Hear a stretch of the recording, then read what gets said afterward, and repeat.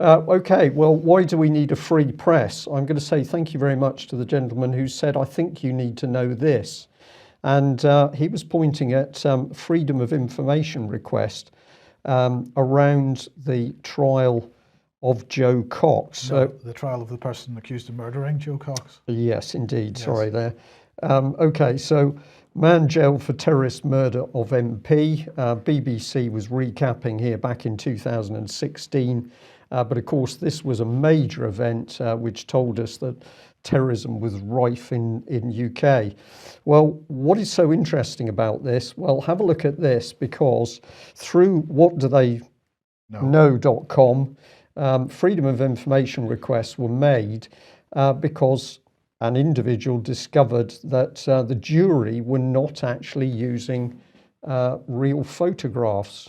So they were making a verdict on computer-generated images.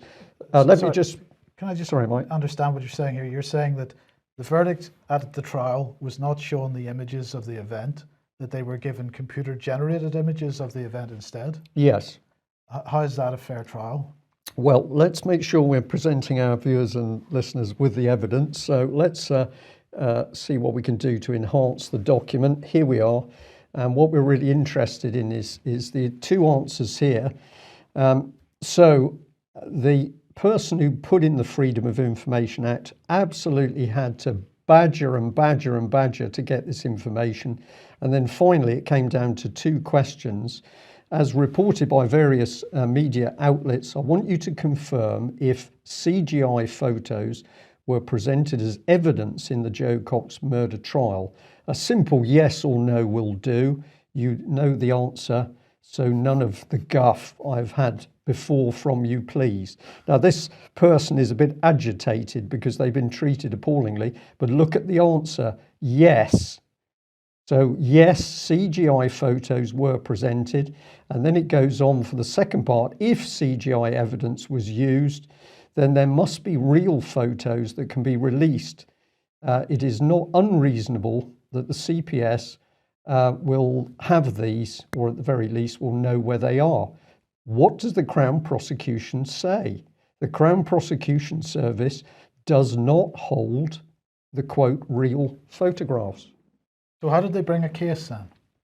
Well, they brought a case with images where presumably there was no provenance for those images. Now, I understand that the reason that they used, or the excuse they gave for using these computer-generated images was that the scene of the murder was so graphic the jury couldn't possibly want to see it. So the suggestion is that the CGI images were at least in some way a watering down of the actual crime scene itself.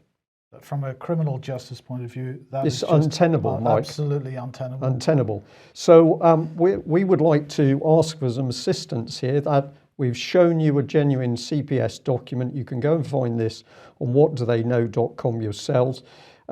This is a question for every MP. Have we now got to the point where we're running serious terrorist murder trials on the fact that we're not presenting proper, credible, provenance evidence in front of the jury? So this means that anybody at any point could be brought to court on a charge and have computer-generated images of a scene presented as evidence, as if it were real? Could be better than that, Mike, because you won't be called to court. You'll be brought into court on a video link, which may or may work, and you'll be trying to counter images that, unbeknown to you, are computer-generated images. They're not real images.